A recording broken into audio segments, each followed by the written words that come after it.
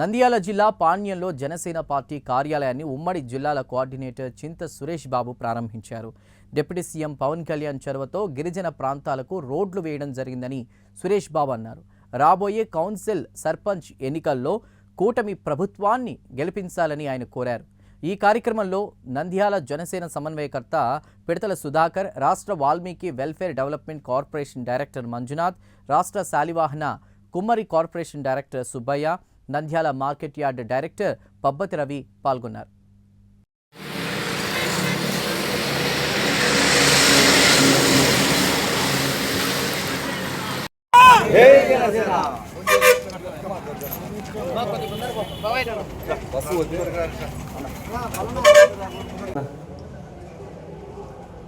జై జనసేన, జై జనసేన, పవన్ కళ్యాణ్ గారి నాయకత్వం, పవన్ కళ్యాణ్ గారి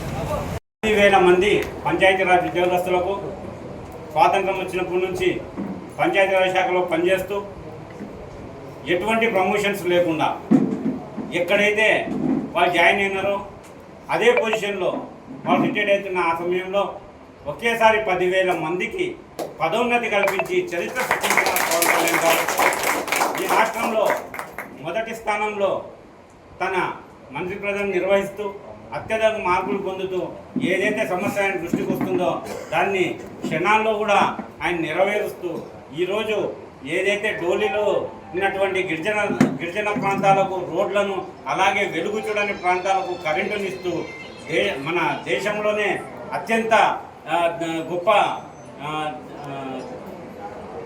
ఎమ్మెల్యేగా, అలాగే ఆయన అత్యంత స్పీడ్గా పనిచేస్తున్నటువంటి మినిస్టర్గా కూడా ఆయన ఖ్యాతి చెందుతూ ఉన్నాడు. ఆయన అడుగుజాడల్లో ఆయన అనుసరించి మనం కూడా పార్టీని బలోపేతం చేసే దిశగా ముందుకెళ్లాలని కోరుకుంటూ అందరికీ పేరు పేరున ధన్యవాదాలు తెలియజేస్తున్నాను. సచివాలయం కావచ్చు, స్టేషన్ కావచ్చు, ఏదైనా కావచ్చు, వాళ్ళ సమస్యలు తీర్చినప్పుడే మన పార్టీ ప్రజలకు బలంగా వెళ్తుంది. కాబట్టి ఆ విధంగా కార్యకర్తలు బలంగా పనిచేయాలని చెప్పి నేను మనస్ఫూర్తిగా తెలియజేసుకుంటున్నాను. నాకు ఈ అవకాశం ఇచ్చినందుకు పెద్దలందరికీ నా కృతజ్ఞతలు తెలియజేస్తున్నాను. జై జనసేన. చాలామంది డైరెక్టర్లకి అట్లా వచ్చేసి మన పిఓసి గారి అందరికీ, ఇక్కడ ఇచ్చేసిన కార్యకర్తలందరికీ నా హృదయపూర్వక ధన్యవాదాలు. ఈరోజు మనము చాలా రోజుల తర్వాత వేచి ఉన్నాము. పవన్ కళ్యాణ్ గారు మరి నిర్ణయాల మేరకు మనం ఎన్నో విధాలుగా అన్ని పనిచేస్తున్నాము.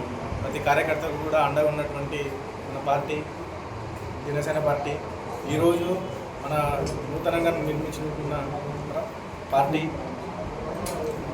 కార్యాలయంకు ప్రారంభానికి చేసినటువంటి సురేష్ బాబు గారికి మరియు ప్రతి ఒక్కరికి హృదయపూర్వక కృతజ్ఞతలు తెలియజేసుకుంటున్నాను.